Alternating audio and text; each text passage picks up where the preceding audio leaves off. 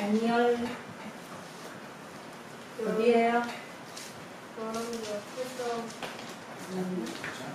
9장? 네, 9장 14절.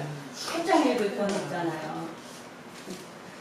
네, 9장. 지난주에 13절까지 했죠? 예, 오늘은 14절입니다. 14절부터 29절까지 교독하겠습니다.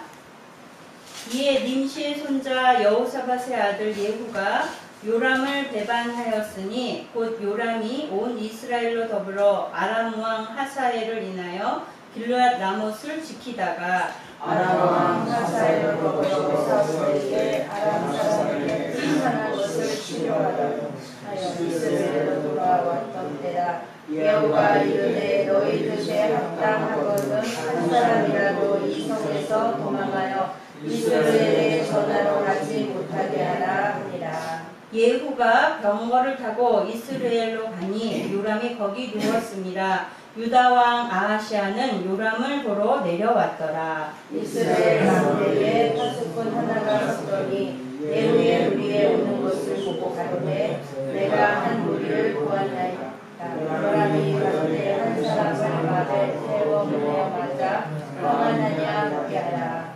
한 사람이 말을 타고 가서 만나 가로되 왕의 말씀이 평안이냐 하시더이다 하매 예후가 가로되 평안이 내게 상관이 있느냐 내 뒤로 돌이키라 하니라. 파수꾼이 구하여 가로되 사자가 저희에게 갔으나 돌아오지 아니하나이다 하는지라. 다시 한 사람이 말을 세워 보내었더니 저희에게 가서 가로되 왕의 말씀이 평안하냐 하시더이다 하매 예후가 가로되 평안이 내게 상관이 있느냐 내 뒤로 돌이키라 하니라. 파수꾼이 또 구하여 가로되 저도 저희에게까지 갔으나 돌아오지 아니하고 그 병거 모는 것이 님시의 손자 예후의 모는 것 같이 미치게 모나이다. 요람이 가로되 메우라 하매 그 병거를 메운지라.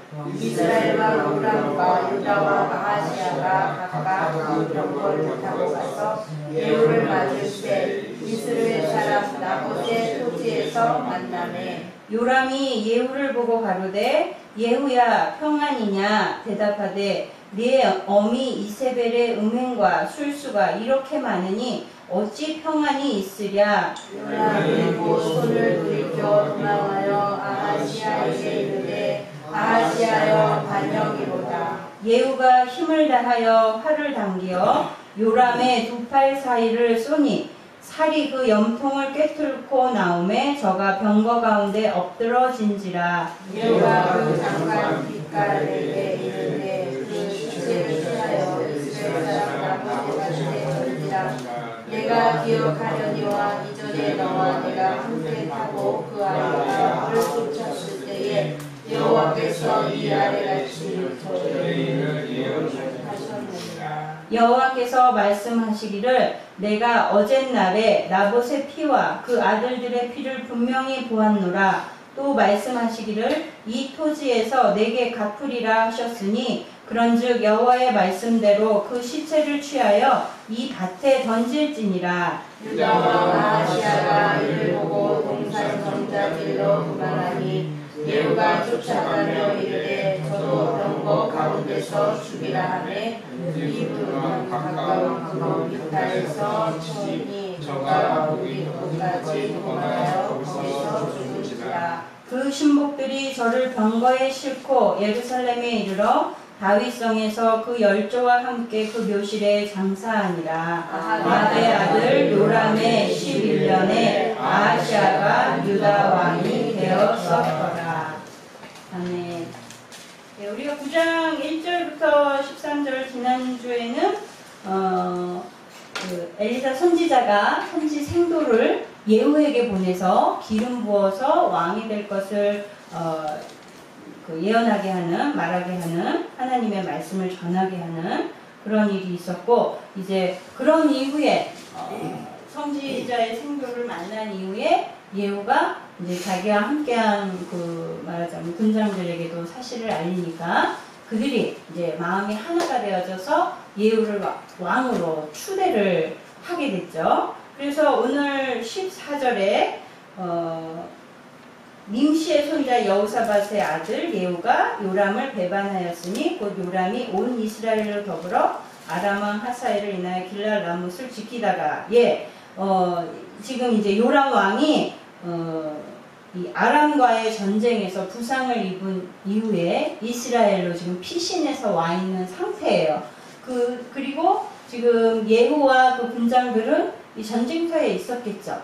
그런 상태에서 엘리사의 선지생도를 만났고 왕으로 기름 부음을 받음으로 이제 온 군대가 함께 이제 예후에 대해서 이제 왕으로 인정하는 사건이 우리가 지난주에 있었던 사건이고요. 지금 오늘 결국은 결론적으로는 이 요람 왕이 예후에 의해서 죽임을 당하잖아요. 이 요람 왕의 조상은 누굴까요? 아합이죠. 쉽게 우리가 떠올리는 이름은 아합인데 이 왕조를 뭐라고 부르냐면 오므리 왕조라고 그래요. 왜 오므리 왕조냐면 아합의 아버지 이름이 오므리예요. 오므리가 왕이 되어서 지금 그 다음 아합이 왕이 됐고 그 다음에 아하시아 그리고 요람 이렇게 4대에 걸쳐서 왕을 계속 이어오고 있는데 이미 아합 때에 하나님께서 이 오므리 왕조가 멸절할 거를 하나님이 예고하셨죠. 경고하셨고 그런데 아합이 그때에 하나님 앞에 겸비한 모습을 보임으로 인해서 하나님이 상당한 유예 기간을 주셨던 거예요. 그것이 지금 2대를 더 거쳐서 요람 왕에게까지 도착을 했는데 이 오므리 왕이 악한 이유는 오므리 왕이 온 이스라엘로 지금 우상을 섬기도록 법으로 규정한 그러한 왕이고 거기에 한술 더 떠서 아합은 바알 신전을 이스라엘에 들여와서 말하자면 공식적인 국교로 정했던 것이 바로 아합의 큰 죄악이고 많은 선지자를 탄압을 했었죠. 이런 집안이 바로 오므리 왕조예요. 그래서 결국은 하나님께서 예후를 통해서 이 아합의 집안을 이 오므리 왕조를 멸절하라는 그런 사명을 오늘 부여해 주셔서 그것을 수행하게 되는 내용이 오늘 전체의 내용입니다.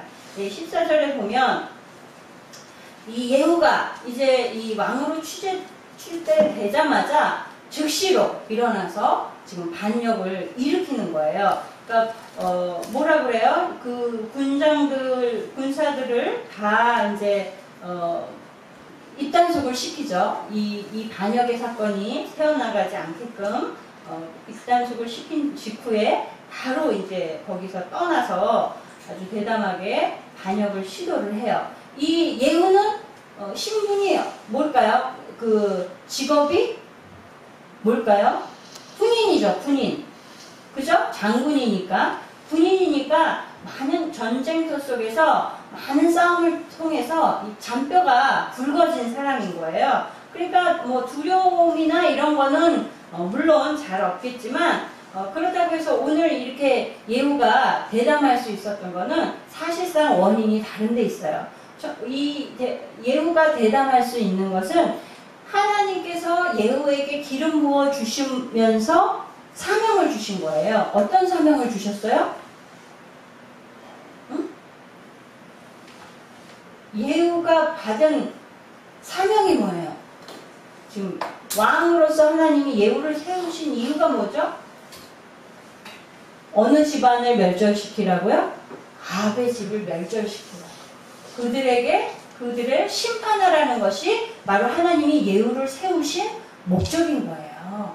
지금 그러나 인간적으로 봤을 때에 그걸 담대하게 실행하기는 쉽지 않죠. 그런데도 그가 담대하게 일어나서 이 하나님이 맡기신 사명을 수행할 수 있었던 것은 하나님이 허락하시고 하나님이 명령하신 사명을 나의 사명으로 바로 자기가 수긍하고 순종하는 마음을 가졌기 때문에 그것을 즉시 실행할 수 있었던 그런 담대한 마음을 가질 수 있었어요. 우리가 소명하면은 소명이라는 거는 뭐냐면 우리가 하나님께서 우리를 부르셔서 우리를 그냥 하나의 도구 부르셔서 하나님의 뜻을 수행하도록 하시려고 부르시는 거.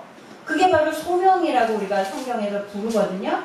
그러니까 우리 지금 예후가 이러한 하나님의 소명을 받고 부르심을 받고서 하나님의 명령에 말씀에 순종함으로 담대할 수 있었던 것 같이 우리 하나님의 백성들, 성도들, 예수 믿는 사람들도 이러한 소명을 하나님께로부터 우리가 다 받은 사람이에요. 어떤 소명? 어떤 소명? 하나님을 모르고 예수 그리스도를 모르는 이들에게 이 복음을 전하라는, 그것도 예후와 같이 이렇게 소명을 받을 때에 즉시 움직이기를 하나님이 원하신다는 것을 우리가 오늘 예후의 모습에서 볼 수 있어요. 근데 이렇게 소명을 받았다고 하더라도 즉시 담대하게 나가기가 쉽지 않아요. 성경의 인물들도 하나님께로부터 소명을 받아도 그 소명대로 금방 순응하고 담대하게 일어나는 예가 많지 않거든요. 누가 있냐면 모세 같은 경우에도 모세가 그 삶이 순탄치 않았잖아요. 왕자로서 살다가 살인자가 됐고 쫓겨나서 사막에서 방랑자가 됐고 유목민처럼 살았고, 그러다가 하나님이 만나주셨고 부르셨지만 3번이나 하나님 앞에 저는 못합니다 이런 나약한 모습을 보이잖아요. 그러나 모세가 정말 다시 이제 하나님이 부르시는 그 소명에 대해서 확신을 가지게 됐을 때는 담대하게 지팡이 하나만 들고 애굽왕 바로 앞에 설 수 있었고, 그 온 민족을 이끌고 애굽에서 나올 수 있는 그런 담대한 지도자가 됐거든요. 그러니까 그 사람 자체로는 그런 담대함도 없고 어쩌면 마음이 많은 실족함으로 인해서 마음이 그렇게 좁아져서 약해져서 그런 상태가 되었을지는 모르지만, 어쨌든 소명을 받을 때에 모든 사람이 완벽한 상태는 아닌 경우가 더 많은 거예요, 성경에서. 그러나 하나님이 주신 그 소명에 대해서 말씀에 순종하는 심정으로, 믿음으로 그것을 받아들이고 나의 소명으로 삼을 때에는 나의 연약한 부분이 하나님의 강한 부분으로 채워지고, 나의 부족한 부분이 하나님의 능력으로 채워지고, 나의 그 조그마한 소심한 그런 마음이 하나님의 담대한 믿음으로 우리 안에 채워져서 나 자신의 기질로서는 할 수 없을지 몰라도 하나님의 능력이 나에게 채워짐으로 하나님이 주신 소명들을 이루어 나갈 수 있는 그런 사람이 될 수 있다는 거죠. 그러니까 예후가 지금 담대하게 즉시 이렇게 실행하는 이 모습들이 그는 이미 군인이었으니까 이렇게만 생각할 수 있는 부분이 아닌 거예요. 그죠? 그래서 우리는 하나님의 말씀을 받을 때에 아무리 평범한 상태이고 연약한 상태일지라도 그것을 말씀에 순종하는 그런 믿음으로 받을 때에는 하나님이 그것을 감당할 만한 능력을 채워주신다는 걸 우리가 믿어야 되겠습니다. 이사야 43장 1절을 볼까요? 이사야 43장 1절.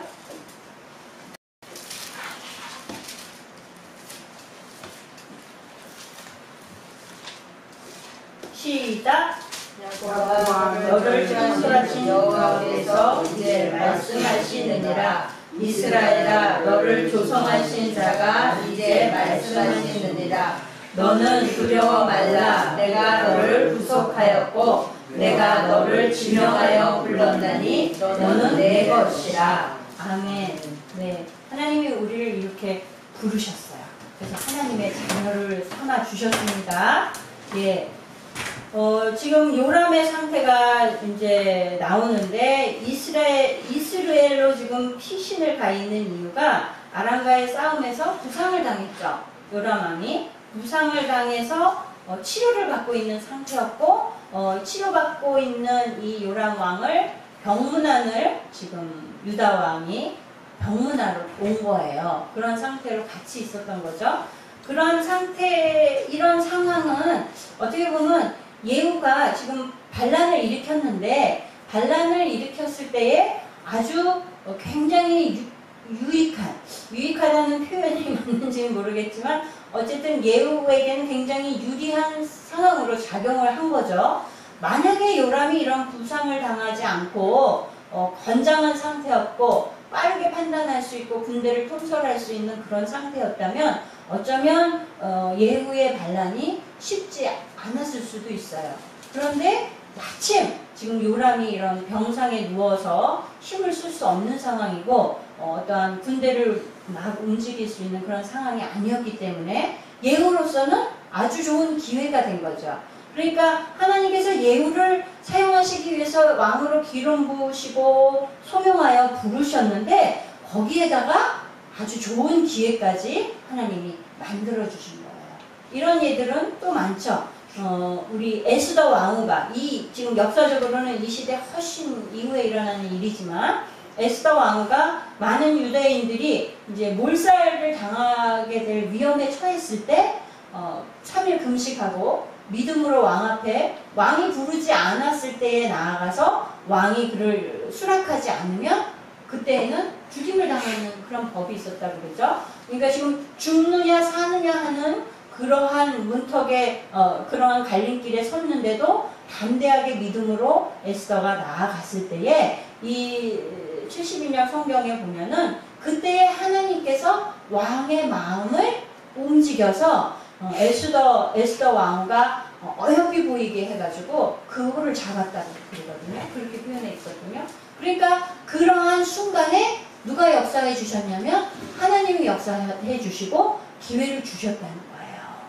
그러니까 하나님이 그때에 왕의 마음을 이렇게 붙잡아 주시지 않았다면, 바꿔주시지 않았다면 에스더 왕후는 그때에 그냥 죽음으로 끝나고 유대인들은 다 그 당시에 말살됐을 수도 있는 그런 역사가 벌어졌겠죠. 그러나 하나님의 도우심으로 유다의 역사가 새롭게 바뀌는 그런 계기가 된 거고, 우리가 잘 알고 있는 이 다윗 왕도 지금 예후와 같이 선지자에 의해서 기름 부음을 받았지만, 우여곡절 끝에 기름 부음을 받았지만 그가 아주 나고천한 신분으로서 왕으로 올라가기까지는 아주 여정이 길었죠. 그것도 처음 그가 주목받을 수 있는 상황은 아무 곳에도 없었어요. 그런데 하나님께서 어떤 기회를 만들어 주셨냐면 골리앗이 이스라엘을 위협하는 그런 상황을 하나님이 만들어 주신 거예요. 그러니까 아무도 찍소리도 못하고 두려움에 벌벌 떠는 그 상황에서 이 다윗은 자기를 부르시는 하나님의 부름으로 거기에서 믿음으로 나아간 거죠. 그게 하나님의 부르심 앞에 연약한 소년이, 정말 누가 이 어린 소년이 저 거대한 거인 골리앗을 쓰러뜨릴 수 있을 거라고 누가 상상을 했겠어요. 아무도 상상하지 못했던 것을 이 어리고 연약한 조그마한 소년이 지금 담대하게 믿음으로 내가 여호와의 이름으로 하면서 나아갔을 때에 그 사건으로 인해서 많은 백성들 앞에 하늘을 받잖아요.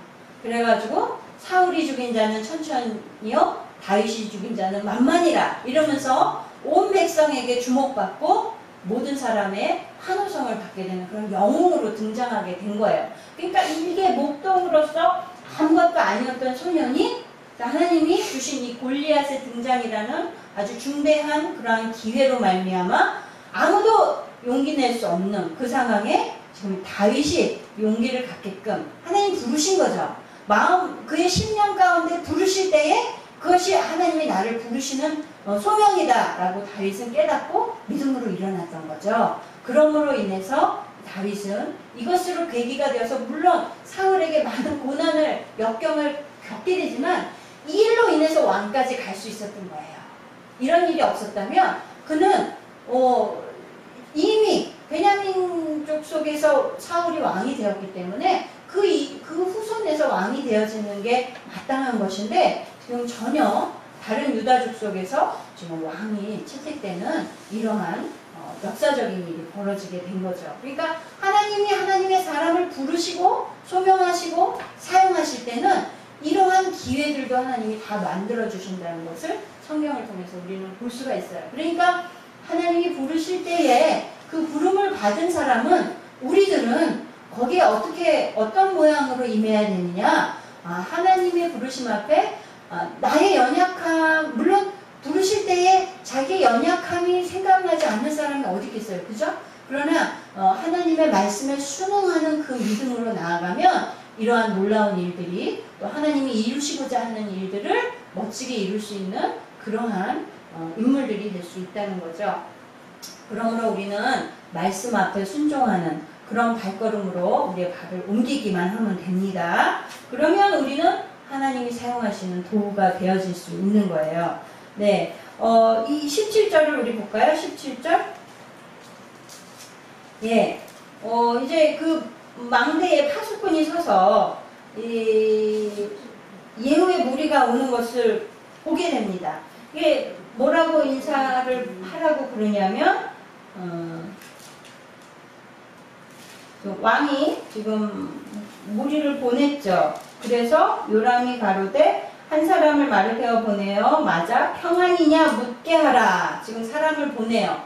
그래가지고 뭔 일인지 지금 알아보라는 거죠. 근데 인사를 뭐라고 하냐면 평안이냐 이렇게 묻는 거예요. 이 평안이라는 단어는 이 이스라엘 모든 역사 가운데 인사말 속에 꼭 등장하는 거예요. 지금도 이 중동이나 이런데 이슬람권이나 뭐 유대교나 다 보면요, 이런 평안의 말이 인사 속에 들어가요. 그래서 뭐 우즈벡이고 어디고 러시아를 쓰는 데고 어디고 간에 이 평안하십니까? 예를 들어서 뭐 알라의 평안 이런 의미로서 뭐 말 속에 그 평안의 말이 다 들어가거든요. 그러니까 동일해요. 뭐 압살롬 말라 있고 이러고 그 안에 샬롬이라는 의미가 들어 있는 거예요. 그러니까 이 샬롬 평안에 대한 인사를 많이 하는데 왜 이런 평안의 인사를 했겠어요? 평안하지 않으니까 평안하냐고 인사하는 거죠. 지금 요람 왕도 왜 굳이 평안이냐라고 묻냐 하면 지금 자기 상태가 평안하지 못한 거예요. 자기 나라의 상태가 평안하지 못한 거예요. 왜? 지금 전쟁 중인 상황이거든요. 그러니까 전쟁을 하다가 자기는 피신했지만 이 상황이 어떻게 끝났는지 궁금하죠. 그래서 지금 파수꾼이 볼 때에 전달자들이 달려오는데 어떤 소식을 전해줄지 무슨 얘기를 해줄지 요람은 내가 듣기에 평안을 가져다주는 소식을 받기를 원하겠죠. 그래서 평안이냐고 지금 묻고 있는 거예요. 우리나라도 옛날에 그런 인사 많이 했죠. 밤새 평안하셨어요. 그리고 인사 많이 했죠. 그런데 요즘은 그렇게 잘 인사 안 하죠. 근데 왜 옛날에는 밤새 평안하셨어요 그랬을까요? 우리나라 상황이 평안하지 못했던 거예요. 정치적으로나 경제적으로나 하룻밤 자고 일어났더니 정세가 그냥 후다닥 바뀌어가지고 사람들이 막 죽고 무슨 하여튼 유신 정권이니 뭐니 하여튼 쿠데타니 해가지고 나라가 굉장히 불안정한 상태였고 그러니까 사람들이 인사할 때에 밤새 평안하셨어요. 왜? 밤새 동안에 평안하지 못하고 죽는 사람들도 많이 있으니까 그런 인사를 했었는데 또 더 이전에는 진지 잡수셨어요. 그리고 인사했잖아요. 그 왜 그래요? 못 먹고 굶어 죽는 사람이 많았잖아요. 그러나 요즘은 그래요 안 그래요? 그런 인사 안 해요. 그죠? 왜요? 모두가 다 잘 먹고 밥 못 먹는 사람이 어딨어? 심지어는 노숙자들도 그런 단체에서 다 밥을 나눠주니까 밥은 안 굶어요. 그러니까 그런 인사가 필요가 없어요. 육적으로는 모두가 편안한 상태가 되었고 안정한 상태가 되었지만 그러나 심적으로 영적으로도 그러냐? 사실은 그렇지 못해요. 오히려 더 심적으로는 사람들이 밤에 잠을 못 자고 수면제를 먹지 않으면 잠을 잘 수가 없고 이런 사람들이 많이 있죠. 그죠? 그거 왜 그럴까요? 평안하지 못한 거죠. 평안하지 못한 거예요. 그러나 평안하길 원해요. 걱정이 많아. 네, 걱정이 많아요. 마음에 걱정이 많은 거예요.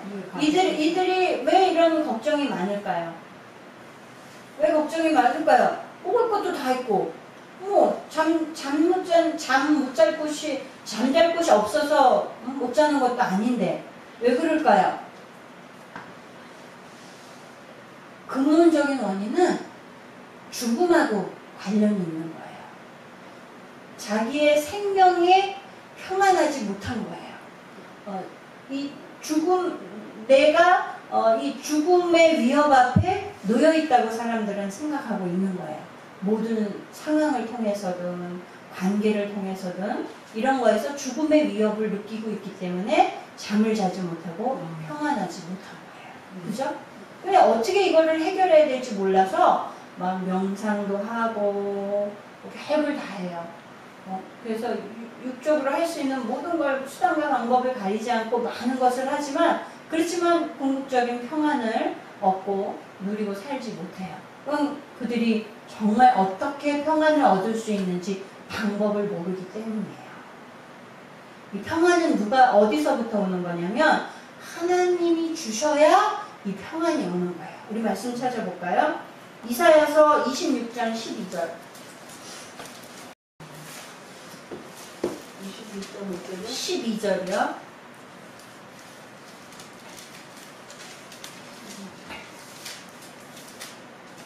시작. 여호와여 주께서 우리를 위하여 평강을 베푸시오니 주께서 우리 모든 일을 우리를 위하여 이루시니이다. 하나님이 평강을 베풀어 주시는데 누구를 위해서 주신대요? 우리를 위해서 주신대요. 그러니까 이 평안은 하나님이 우리 인간들에게 주시는 선물인 거예요.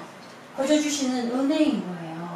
이걸 오늘날 우리 사람들이 이 평안을 얻기 위해서 해야 되는 것이 있는데 그것이 뭐냐면 바로 예수 그리스도를 구주로 영접하는 거예요.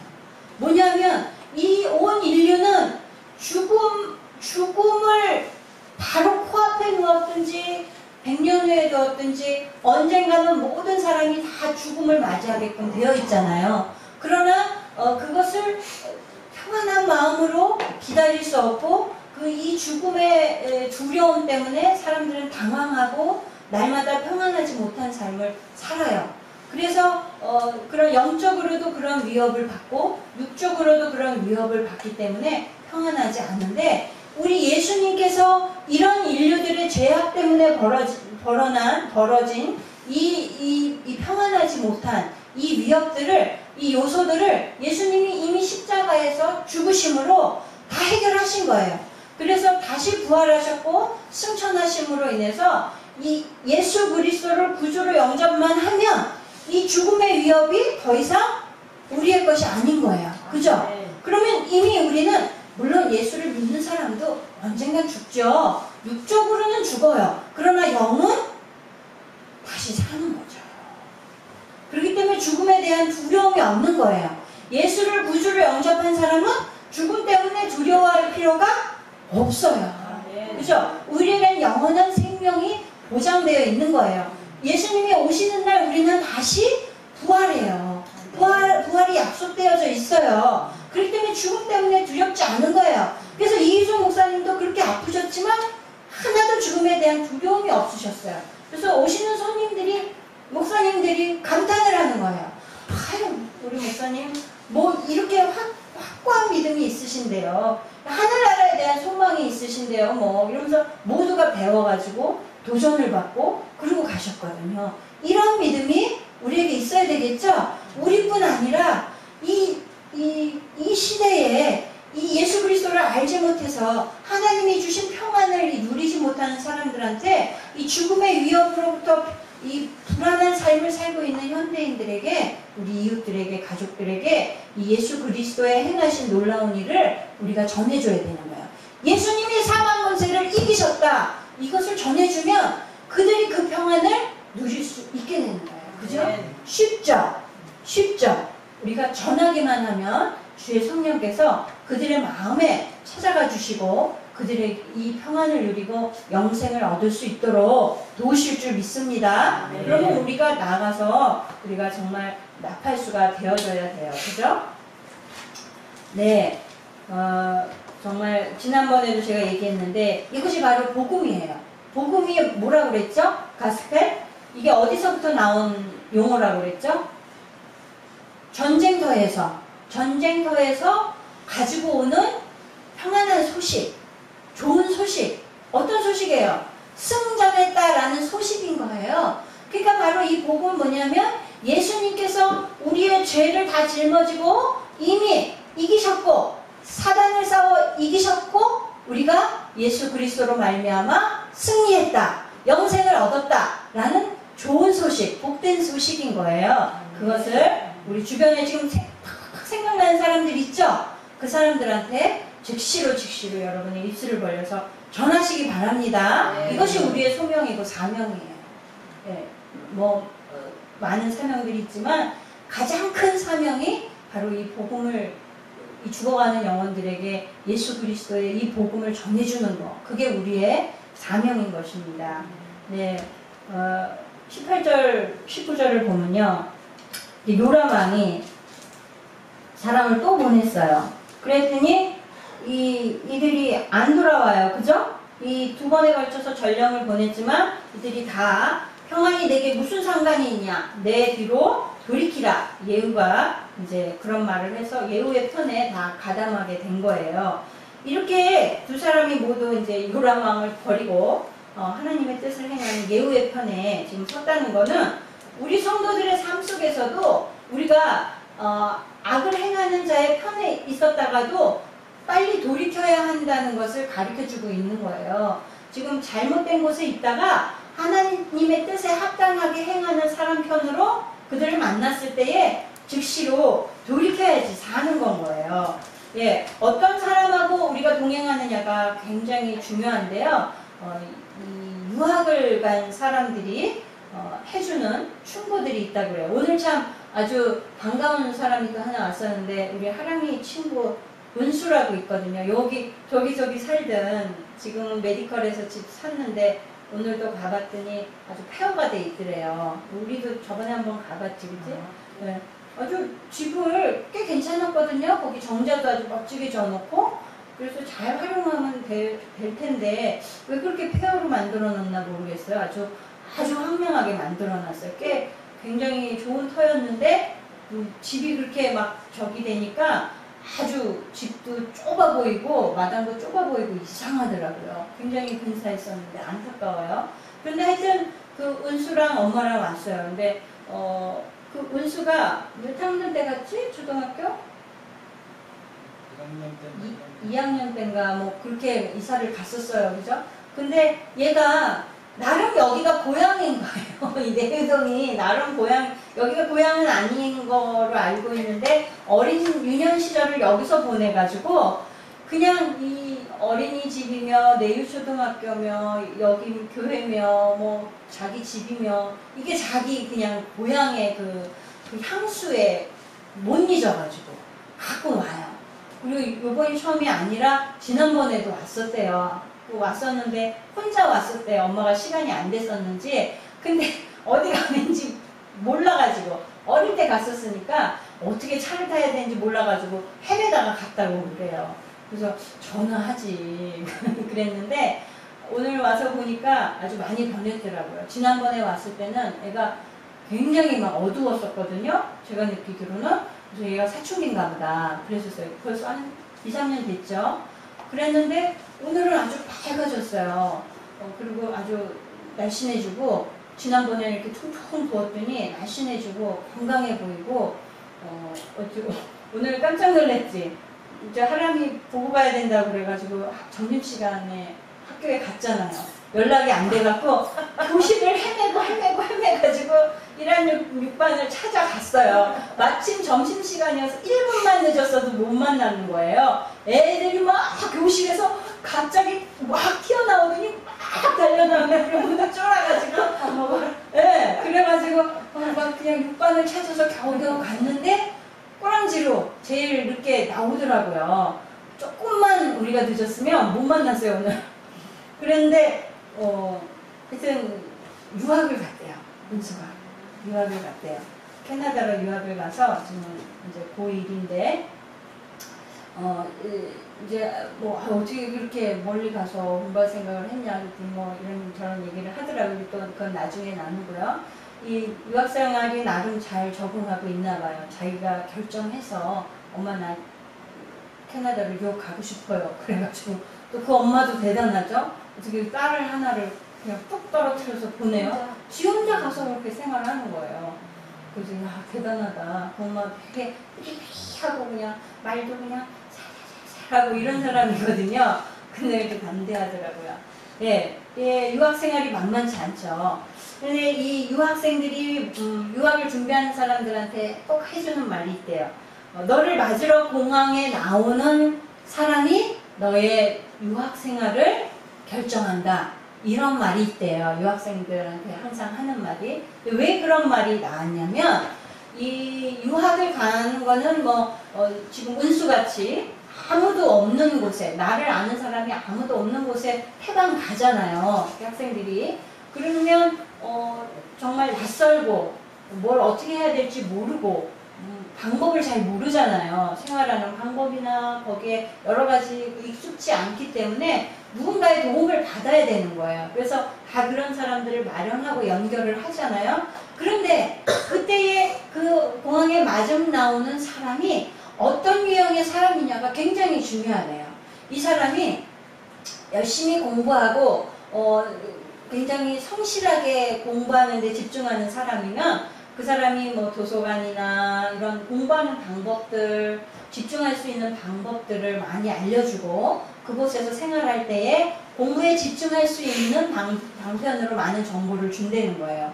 그런데 반면에 그 마중 나온 연결된 사람이 공부에는 관심이 없고 노는 데만 중점을 두는 사람 같으면 공부하는데 도움이 안 된대요. 그래서 같이 노는데 휩쓸리게 되면 유학생활을 망치게 되는 거죠. 그렇기 때문에 그때의 유학길에 올라서 마중 나오는 사람의 역할이 굉장히 중요하다는 거예요. 그러니까 어떤 사람과 자주 만나고 동행하느냐가 중요하다는 얘기죠. 우리 다니엘 문추도 홍콩에 있을 때 미국으로 유학을 갔었잖아요. 거기서는 대학 과정을 밟을 수가 없어서 미국으로 유학을 할 수 없이 갔는데 그때에 같이 말하자면 부모들끼리 알고 그래서 말하자면 성도들 가정의 자녀들이죠. 서로 친구들이 된 아이들이 또 비슷한 때에 같이 미국에 유학을 갔는데 물론 학교는 다르긴 했지만 다니엘은 굉장히 힘들어 했었어요. 왜냐면 경제적인 것도 풍족하게 못 대주죠. 겨우 학비랑 기숙사비 이런 것만 대주고 여유있게 못 해줬다고 그래요. 우리가 볼 때는 그렇게 그런 것 같지도 않지만 어쨌든 그들이 사는 속에서는 그랬죠. 그러나 그 친구들은 굉장히 부유한 가정들이었어요. 그러니까 학비도 제가 알기로 넉넉하고 다 그런 게 풍족하게 지원이 되고 그런 아이들이었는데 그 중에 나중에 안타까운 소식을 우리가 들었는데 한 아이는 굉장히 친한 친구였는데 1학년인가 하다가 미국에서 쫓겨났어요. 왜 쫓겨났냐면 이 마약 있죠. 근데 미국에서는 그런 걸 이렇게 흔히 애들이 어떻게 그런 걸 접할 수 있나 몰라요. 그래가지고 그런 거에 걸려가지고 그런 거에 중독되고 그래가지고요. 간지 얼마 안 돼서 1년인가 2년인가 그래가지고 미국에서 추방당했어요. 그래갖고 다시 한국에 돌아온 거예요. 그러니까 굉장히 중요한 시기에 자기의 인생을 결정하고 방향을 잡아야 되는 중요한 시기에 그런 나쁜 친구들하고 어울리는 바람에 그 아이는 큰 위기를 겪게 됐죠. 지금은 어떻게 되는지 모르겠어요. 그러니까 지금 이 두 명의 이 전달자가 요람에게서 소속된 사람들이었음에도 불구하고 지금 예후를 만남으로 인해서 악한 요람에게서 돌이켜서 지금 예후에게 가담하고 그의 편에 들게 되잖아요. 그건 아주 잘한 선택이라고 보여지죠. 결국은 자기들도 목숨을 구할 수 있게 되었고 악한 것에서 돌이켜서 하나님의 뜻을 이루게 되는 그러한 역사에 가담하게 되는 이러한 누구와 동행하고 누구의 편에 서느냐가 우리 인생에 있어서 굉장히 중요한데 혹시라도 우리가 교제하고 만나고 사귀고 있는 사람들이 내 주변에 있는 사람들이 하나님을 대적하고 악한 일을 행하는 사람들하고 내가 같이 가고 있다면 빨리 돌이켜야겠어요. 그냥저냥 미적미적 같이 가도 되겠어요. 돌이켜야 되겠죠? 특히 우리 자녀들 명심하시고 하나님께서 정말 마지막 때에 알곡과 가라지를 구별하시고 가라지를 묶어서 불구덩이에 던지신다고 그랬잖아요. 우리가 하나님의 뜻에 합당히 행하는 사람들하고 동행해야지, 그렇지 않고 하나님을 거스리는 사람들하고 같은 무리로 있다가는 하나님이 심판하시는 날에 그들과 같이 분류로 포장되어서 우리가 하나님의 심판에 들어갈 수도 있다는 것을 우리가 명심해야 되겠습니다. 네, 20절을 볼까요? 20절을 보면은요, 네, 파수꾼이 이제 보니까 다 안 돌아오는 거예요. 그런데 뭐라고 얘기하냐면, 지금 가까이 와서 지금 보니까요, 병거를 지금 몰고 오는 모습이 님시의 손자 예후에 모는 것 같이 미치게 모나이다, 이렇게 표현을 해요. 가까이 와서 대충 보니까 저 병거를 저렇게 모는 거는 예후가 저렇게 모는데, 그러면서 미치게 모나이다, 이렇게 표현을 하는 거예요. 그러니까 어떻게 보면 예후의 성격을 나타내 주는 거일 수도 있고요. 보통 때에 그런 모양새로 몰았다는 거죠. 그래서 저건 예후인데 이렇게 알 수 있을 정도로 굉장히 거칠고 성격이 급한 사람이었구나 하는 것도 알 수 있지만, 지금 이 상황에서 지금 성경에서 가르쳐 주려고 하는 거는 왜 미치게 몰았냐 이거예요.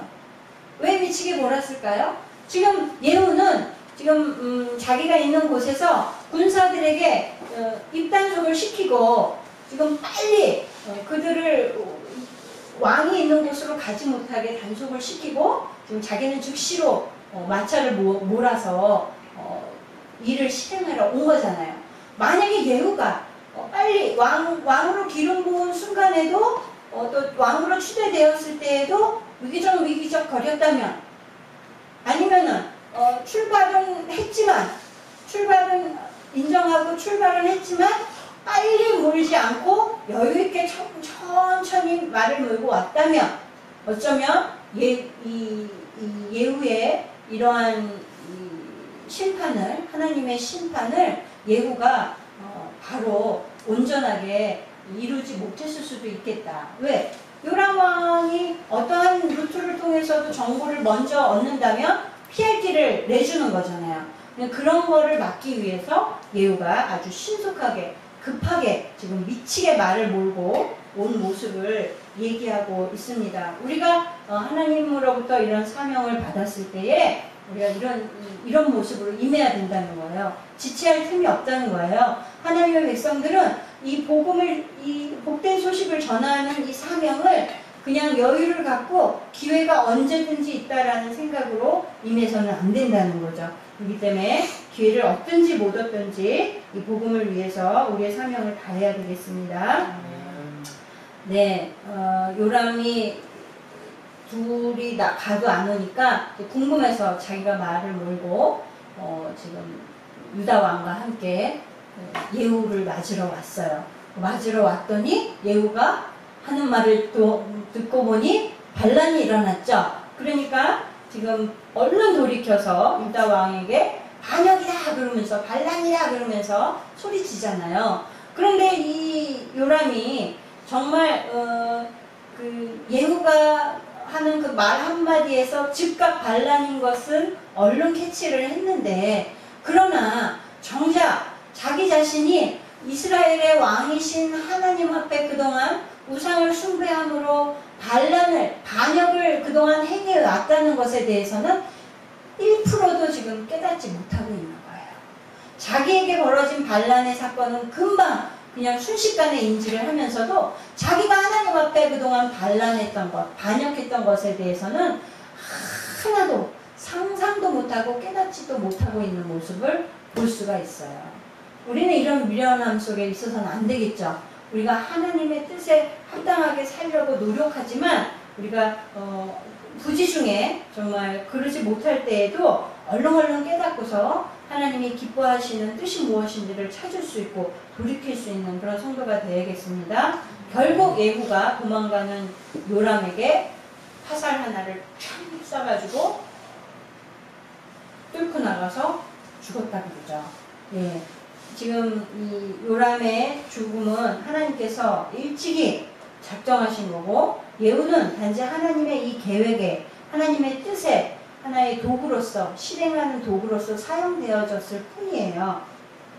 하나님께서는 정말 참새 한 마리도 땅에 떨어지는 것을 하나님 강간하지 않으신다고 그랬는데, 이 한 사람의 생명이 지금 죽고 사는 문제에 대해서 하나님이 아무렇지 않게 생각하시는 분이 아니죠. 그러니까 하나님이 이 온 인류 어떠한 사람이건 간에, 과거의 사람이건 현재의 사람이건 천한 사람이건 높은 사람이건 간에 그 생명은 하나님에게 달려있다는 것을 우리가 알아야 돼요. 그죠? 근데 이 현대에서는 이 생명조차도 과학으로 다 마음대로 할 수 있다라고 생각하고 그렇게 얘기하는 시대가 됐거든요. 그러나 그 생명이 창조되고 그 생명이 시작되고 그 생명이 맞춰서 죽은 이후에 어떻게 되는 것에 대해서는 아무도 그것에 한마디도 온전하게 말할 수 있는 사람이 없어요. 과학으로 설명할 수 있는 사람이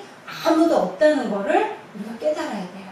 그럼 그 생명과 죽음은 누구에게 달려있냐? 하나님에게 달려있는 거예요. 하나님이 죽이시기도 하고 살리시기도 하는 권한이 하나님에게 있지, 인간에게도 없고 사단에게도 그 권한이 없다는 것을 우리가 알아야 되겠습니다. 네, 하나님께서 이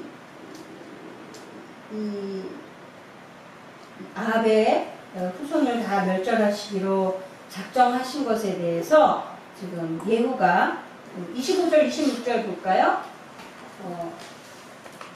25절. 자기 장관 빛깔에게 말하는 내용에서 뭐라 그러냐면 이 왕의 시체를 어디다가 던지라고요? 네, 나봇의 밭에 던지라 그러면서, 그럼 왜냐하면 이 아합이 나봇의 포도원을 탐내서 이세벨과 함께 악한 꾀로 그들과 그 자손을 다 죽이고 억울한 피를 흘렸기 때문에 하나님께서 그 집안을 멸하시기로 작정하신 것이다. 그러니까 하나님이 예고하신 대로 이것을 그 핏값을 나봇의 포도원에서 찾으신다고 했으니까 그 시체를 나봇의 포도원에 던져라. 그리고 명령을 하는 거예요. 그러니까 하나님이 하신 말씀을 이루기 위해서 예후가 이 나봇의 포도원에다가 던져라. 그러니까 하나님의 심판이 그대로 이루어졌죠. 그죠? 아무리 우리가 억울한 사항이 있더라도 이 심판과 복수와 이런 건 누구에게 속한 거예요? 하나님께 속한 거죠. 그러니까 우리는 정말 억울하고 정말 기다리고 참기 어려울지라도 우리는 마땅히 참고 기다려야 되는 거예요. 그러면 복수는 누가 해주세요? 하나님이 반드시 해주신다는 걸 우리가 기억하고 우리 잠언 20장 22절 제가 읽어드릴게요. 너는 악을 갚겠다 말하지 말고 여호와를 기다리라. 그가 너를 구원하시리라. 또 우리가 잘 아는 로마서 12장 19절 내 사랑하는 자들아 너희가 친히 원수를 갚지 말고 진노하심에 맡기라. 기록되었으되 원수 갚는 것이 내게 있으니 내가 갚으리라고 주께서 말씀하시니라. 그러므로 우리는 불평과 원망과 또 미움이나 이런 남을 원수 삼는 것에 있어서 하나님의 백성으로서는 그런 모습이 옳지 않죠. 그죠? 하나님이 옳지 않다고 하실 일들이기 때문에 하나님 앞에 다 내어 던지고 내 억울함이나 이런 정말 복수라든가 이런 것들에 대해서 하나님이 해결해 주세요. 하나님 앞에 던져 놓으세요. 그럼 하나님이 합당하신 판결대로 다 억울함을 풀어 주시겠죠. 네, 오늘 정말 오늘 말씀을 통해서는 우리가 알아야 될 것은 하나님께서 우리에게 사명을 주셨을 때에 지체하면 안 되겠다. 그리고 이와 같이 즉시로 그 소명을 순종함으로 하나님의 뜻을 이루기 위해서 담대하게 나아서고, 또 우리가 함께하는 사람들이 어떤 사람인가를 살펴서 정말 악인이 심판받을 때 같이 휩쓸려서 심판의 대상이 되지 않도록 우리가 교제하고 함께하는 사람들에 대해서 잘 살피고, 또 그들에게 우리의 모든 죽음의 문제를 다 해결해 주신 예수 그리스도를, 이 복음을 전할 수 있는 그런 하나님의 자녀들이 되어야겠습니다. 네, 우리 기도함으로 말씀을 마치겠습니다.